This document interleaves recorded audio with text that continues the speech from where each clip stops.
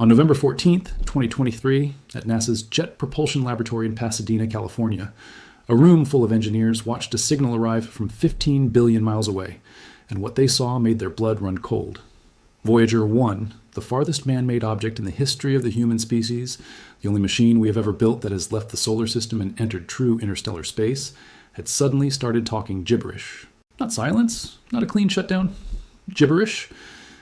A repeating pattern of ones and zeros that made absolutely no sense, like a dial tone stuck on loop, coming from a machine that had been flying for almost half a century and had somehow, impossibly, kept working long after every person who built it had expected it to die.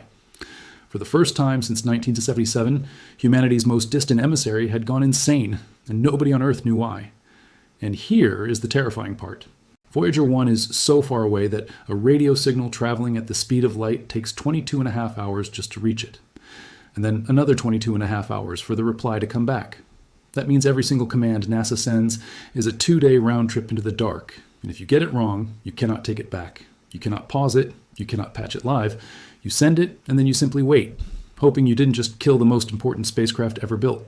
This is the story of how a group of NASA engineers, faced with a dying 47-year-old computer, had to write and send what several of them would later call the riskiest command of their entire careers, into a machine so old that the people who designed it are mostly retired or dead, using programming languages nobody teaches anymore, on hardware with less computing power than a modern key fob. And if they got it wrong, we would lose contact with a piece of the 1970s that is currently sailing through the space between the stars, forever. To understand how insane this moment really was, you have to understand what Voyager 1 actually is. It launched on September 5th, 1977, just a few weeks after its twin, Voyager 2. Both were built to take advantage of a rare alignment of the outer planets that happens only once every 176 years, letting a spacecraft use gravity from one planet to slingshot to the next. Voyager 1 flew past Jupiter in 1979 and Saturn in 1980, capturing images that rewrote textbooks, discovering active volcanoes on Jupiter's moon Io, and finding evidence of an ocean hiding under the icy crust of Saturn's moon Enceladus. Then, its primary mission complete, it just kept going. It kept going past the orbit of Pluto. It kept going past the edge of the heliosphere, the great bubble of solar wind and magnetic fields that the sun blows out around our entire solar system. In August 2012, Voyager 1 became the first human-made object to cross that boundary and enter interstellar space, a place no spacecraft designed by humans had ever been. It carries with it a golden record, an actual physical phonograph disc containing sounds and images of Earth, greetings in 55 languages, music from Bach to Chuck Berry, whale songs, a human heartbeat, all sealed in a gold-plated aluminum jacket with instructions etched into it on how to play it, just in case. One day, something out there finds it. Carl Sagan, who helped create the record, once had Voyager 1 turn its camera around from nearly 4 billion miles away to take a picture of Earth, a single pale blue pixel suspended in a sunbeam, and called it the pale blue dot. That image, and the spacecraft that took it, is why so many people around the world watched what happened in November 2023 with something close to genuine grief. This wasn't just a broken satellite. This was arguably the single most important artifact humanity has ever launched into space, and it was dying 47 years, 4 months, and 9 days after it left the launch pad in Florida. So when the gibberish started, NASA's Voyager team, led by project manager Suzanne Dodd, went into full crisis mode. But here is what almost nobody outside JPL understood at the time. This was not actually the first scare. There had already been an earlier warning, almost as if the spacecraft had been trying to tell them something was coming. Back in May 2022, Voyager 1 had started sending back telemetry data, the routine status reports about its own health. That made no sense at all. The rest of the spacecraft seemed to be working fine. It was still gathering science data. Its antenna was still locked onto Earth, but its own self-reports were scrambled nonsense. Engineers eventually traced the problem to a system called the Attitude Articulation and Control System, or AACS, the part of the spacecraft responsible for keeping its antenna pointed precisely at Earth across billions of miles of empty space. They discovered the AACS had somehow started routing its data through an onboard computer that had stopped working years earlier, and that dead computer was corrupting everything that passed through it before it got beamed home. In September 2022, they fixed it with what Dodd herself called a low-risk solution, essentially telling the AACS to stop routing data through the broken computer and go back to using the working one. It worked. Relief spread through the team, but nobody could figure out why the AACS had switched to the dead computer in the first place, and that unanswered question would come back to haunt them just over a year later in a far more dangerous form. Because on November 14th, 2023, the problem returned, Except this time it was worse, much worse, and it wasn't the ASCS anymore. The flight data subsystem, one of 3 onboard computers and the one responsible for packaging up all of Voyager's science and engineering data before sending it to Earth through the telemetry modulation unit and the radio transmitter, had gone dark in a completely new way. It wasn't sending garbled telemetry about its own status like before. It was sending nothing usable at all, just a repetitive signal with no discernible pattern for months. Voyager 1 was still alive. Its carrier signal was still strong, meaning the antenna was still locked onto Earth, meaning the spacecraft hadn't lost power or died, but it had effectively lost the ability to communicate any meaningful information whatsoever. Imagine calling someone and hearing them breathing on the other end of the line. So you know they're alive, but every word they say comes out as static. For 5 straight months, that was humanity's relationship with the most distant object we have ever built. Engineers spent those 5 months in a kind of agonizing slow-motion detective work that is almost impossible to imagine in our instant click and refresh world. Remember, every test they wanted to run meant sending a command, then waiting nearly 2 full days for any kind of response, success, or failure. They couldn't just try things repeatedly and iterate quickly the way a software engineer on Earth might debug a crashed server in minutes. Every single attempt was a 45-hour round-trip commitment. In March 2024, they finally caught a break. On March 3rd, 2024, the team sent what they internally called a poke, a deliberately gentle command designed to nudge the flight data subsystem into trying different sequences in its software, in case one part of the code had become corrupted. Essentially, trying to get the ailing computer to reveal what was wrong with it without demanding anything that could make things worse. The poke worked, in the sense that it prompted the FDS to send back something new, a complete readout of the computer's entire memory. When engineers on Earth finally got that dump and started combing through it line by line, comparing it against readouts from years earlier, they found the smoking gun. A single chip inside the flight data subsystem's memory had failed. Just one chip, responsible for storing a small but absolutely critical section of code, had become corrupted, and NASA engineers calculated that about 3% of the FDS memory was affected. 3%. That is such a tiny sliver of a computer's memory. And yet, that tiny sliver held code the spacecraft needed to function, and it was gone, permanently unreadable, a dead zone baked into a piece of 47-year-old hardware currently flying through interstellar space at over 38,000 miles an hour, completely unreachable by any human hand ever again. This is where the story gets genuinely nerve-wracking, because now the team had to solve an almost impossible puzzle. They could not repair the physical chip, obviously, that was gone forever. Nobody was flying out to fix it. Instead, they had to find a way to work around it, and the only way to do that was to take the piece of code that used to live in that now dead memory location and relocate it somewhere else, inside the computer's very limited remaining storage. Think about what that actually means for a second. This is a computer built in the mid-1970s. It does not have gigabytes of spare storage lying around waiting to be used. Its entire memory capacity is smaller than what you'd find in a basic pocket calculator today. The team had to break the affected code up into smaller pieces because there wasn't one single free block of memory large enough to hold it all in one place. They had to scatter these pieces across different available storage areas of the spacecraft's memory, and then, critically, they had to rewrite every single reference in the rest of the software that pointed back to that original code location, updating every internal address so that when the computer needed that function, it would correctly find it in its new scattered home instead of reaching for the dead chip and returning garbage, or worse, potentially getting stuck in some kind of loop or fault state. And they had to get this precisely right on the first attempt, sent as a single command, across a communication link so faint that Voyager 1's transmitter broadcasts with about the same power as a refrigerator light bulb. And by the time that whisper of a signal reaches Earth after traveling for over 22 hours, it is one of the faintest signals the Deep Space Network's giant dish antennas are capable of detecting at all. On April 18, 2024, JPL engineers sent that command through the Deep Space Network, aimed at relocating the affected section of the flight data subsystem's code to a new part of Voyager's memory. And then they waited 22.5 hours for the command to physically arrive at the spacecraft, traveling across the growing gulf of interstellar space. Then whatever time it took Voyager's ancient onboard systems to actually execute the relocation and start operating on the new code. Then another 22.5 hours for any response, any signal at all, to make the return journey back to the dishes in California, Spain, and Australia that make up the Deep Space Network. Almost 2 full days of not knowing whether they had just saved the most historically significant spacecraft ever launched, or whether they had just sent a corrupted, half-broken 47-year-old computer instructions that could scramble it beyond recovery, permanently severing humanity's only working link to the edge of the solar system's influence and beyond.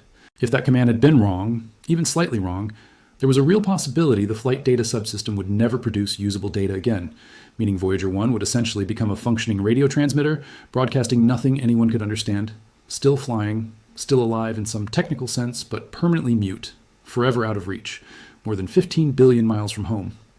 On April 20th, 2024, the signal came back, and it was readable. On April 22nd, 2024, NASA publicly confirmed it. The engineering data was clean again. The command had worked. Suzanne Dodd and her team had just pulled off, by their own admission, one of the most delicate and highest stakes pieces of remote computer surgery in the history of spaceflight, on a machine older than most of the engineers doing the fixing, using a communication delay measured in days, with zero possibility of a do-over if they had gotten it wrong. But if you think that was the end of the danger for Voyager 1, it wasn't even close, because the deeper problem underneath all of this has never actually gone away. And it is the reason NASA has kept taking extraordinary risks with this spacecraft ever since. Voyager 1 runs on a radioisotope thermoelectric generator, a device that produces electricity from the natural decay of plutonium. And that decay is slow but relentless, meaning the spacecraft permanently loses about 4 watts of power every single year, with absolutely no way to ever get any of it back. 4 watts might not sound like much, but when your entire power budget started out modest to begin with and you're nearly 50 years into the mission, every single watt has become a matter of survival. To cope, the Voyager team has been forced to make an agonizing series of decisions, shutting down one instrument after another, permanently, instruments that took years to build and were meant to gather irreplaceable data about the boundary of our solar system and the true interstellar medium beyond it, all just to keep the spacecraft's core systems, its heaters and its ability to communicate, alive for a few more years. In February 2025, engineers turned off the cosmic ray subsystem instrument's heater as part of this relentless power triage. Years earlier, they had also shut off heaters, keeping other instruments warm. And in 2026, they were forced to switch off yet another one of Voyager 1's remaining science instruments, meaning that out of the 10 scientific instruments this spacecraft once carried, only a tiny handful still function at all. A slow, forced amputation of the mission's remaining senses in exchange for a few more years, or perhaps only a few more months, of continued contact. And then there's the thruster crisis, which may be the single scariest chapter in this entire saga, because unlike the computer glitch, this one had the potential to end in a literal explosion 15 billion miles from Earth. On a command, NASA chose to send anyway. Voyager 1 needs small thrusters that fire in tiny, controlled pulses to keep rolling itself back into alignment with a reference star, which is how it maintains the precise orientation needed to keep its narrow radio beam locked onto Earth. Get that pointing wrong by even half a degree at this distance, and the signal misses Earth by a margin roughly equal to the entire distance between the Earth and the Sun, and the link is gone, with nobody out there to nudge the antenna back into place, ever. Back in 2004, Voyager 1's primary roll thrusters lost power in 2 small internal heaters and were declared dead, essentially unfixable, so the mission switched over to a backup set of roll thrusters and relied on those for the next 2 decades. But hydrazine thruster fuel lines slowly accumulate residue over time, tiny deposits of silicon dioxide shed from a rubber diaphragm inside the fuel tank. And by 2025, that backup thruster branch had become dangerously clogged.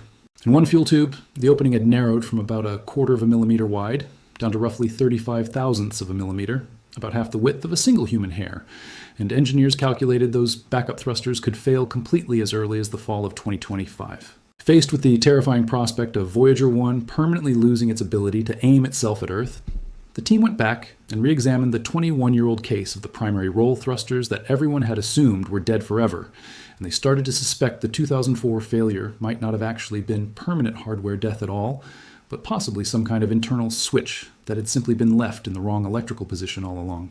If that theory was right, sending the correct command might restore power to those long dormant heaters and bring the original primary thrusters back to life after 21 years of silence. But here is the part that should genuinely terrify you. Those thrusters need to be warmed up by their heaters before they fire, because firing them cold, without the heater active, risked triggering a small explosion right there on the spacecraft. And the only way to test and activate the heaters required first switching the thrusters themselves back on, which meant that if Voyager 1 drifted even slightly off its guide star at any point during this process, its automatic onboard fault protection programming would trigger those thrusters to fire immediately to correct the drift, whether or not the heaters were actually warmed up and ready.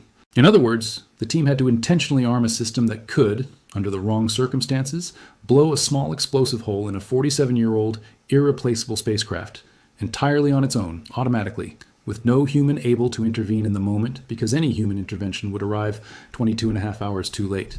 And they had a hard deadline bearing down on them too, because the Deep Space Network's giant dish in Canberra, Australia, one of the only antennas on the planet powerful enough to reliably reach Voyager 1 at all, was scheduled to go offline in May 2025 for upgrades that would last until roughly February 2026, meaning if they didn't crack this before that shutdown, they might lose their window entirely for months.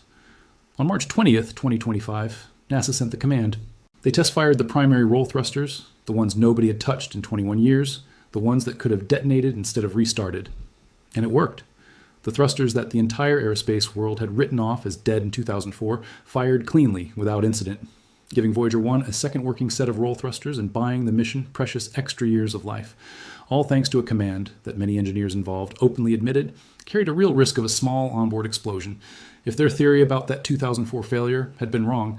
Even after that victory, the crises have kept coming, because that is simply what it means to operate the oldest continuously running spacecraft humanity has ever built. In early 2026, during a routine planned roll maneuver on February 27th, Voyager 1's power level suddenly and unexpectedly dropped, catching mission engineers off guard. They knew immediately that any additional drop could trigger the spacecraft's automatic undervoltage fault protection system, a program designed to shut down components on its own to protect the machine, but a shutdown that would then require the flight team to perform a full, lengthy, and inherently risky recovery process to bring everything back online. Rather than risk letting that automatic safeguard trigger unpredictably, the Voyager team made the difficult call to preemptively shut down yet another one of Voyager 1's few remaining science instruments themselves, on their own terms, sacrificing more of the spacecraft's scientific eyes and ears in order to buy stability for its core survival systems. Kareem Badruddin, the Voyager mission manager at JPL, put it about as plainly as anyone could, admitting that shutting down a science instrument is not anybody's preference, but stating it was simply the best option they had left. This wasn't a decision made in a panic either. Years earlier, the Voyager science and engineering teams had actually sat down together in advance and mapped out, instrument by instrument, exactly which systems they would sacrifice first, and in what order, as the spacecraft's power continued its slow, irreversible decline, essentially pre-writing the eulogy for each instrument long before it was time to say goodbye to it. It is worth pausing here to remember that Voyager 1's twin, Voyager 2, has lived through its own version of this exact nightmare because the two spacecraft share so much of the same aging hardware and the same brutal physics of distance. In July 2023, a routine set of commands sent to Voyager 2 accidentally tilted its antenna about 2 degrees away from Earth, which sounds like almost nothing until you remember what a fraction of a degree means at a distance of over 12 billion miles. That tiny tilt was enough to completely sever the communication link. For days, NASA lost contact entirely, unable to send commands or receive any data at all, because the one thing you cannot do when your antenna is pointed the wrong way is send a corrective command to fix the antenna, since that command has nowhere to land. Engineers eventually resorted to what they themselves described as an interstellar shout, using the most powerful transmitters in the Deep Space Network to blast an extremely loud, simple instruction toward Voyager 2's last known position, essentially betting that even with the antenna slightly mispointed, the signal would still be strong enough for the spacecraft's receiver to detect it. Incredibly, it worked, and Voyager 2 reoriented itself and reestablished the link. That same year, NASA also made the decision to patch Voyager 2's onboard software to guard against the kind of ACS mode confusion that had already caused problems on Voyager 1. But the space agency made a striking choice in the process, choosing to send that risky software rewrite to Voyager 2 first and hold off on sending the identical patch to Voyager 1, specifically because Voyager 1 was still producing better scientific data at the time, and the team judged it too dangerous to risk that data stream on an unproven fix. It is a small detail, but it tells you everything about how these decisions actually get made, not with confidence, but with a constant, uneasy weighing of which spacecraft can better afford to survive a mistake. What makes all of this so remarkable, and honestly a little bit haunting, is the sheer scale of what is actually at stake with every one of these commands. Voyager 1 is currently more than 15 billion miles from Earth, deep in true interstellar space, a region no other human-made object has ever reached, sending back data about magnetic fields and cosmic rays from a realm where our sun's influence has essentially ended. It carries inside it a physical, literal message from an entire civilization engraved onto a golden record, sealed and waiting, on the almost unimaginable chance that something someday, somewhere out among the stars, finds it and plays it. Every single command NASA sends to keep it alive now carries the same brutal mathematics, a signal weaker than almost anything else the Deep Space Network tracks.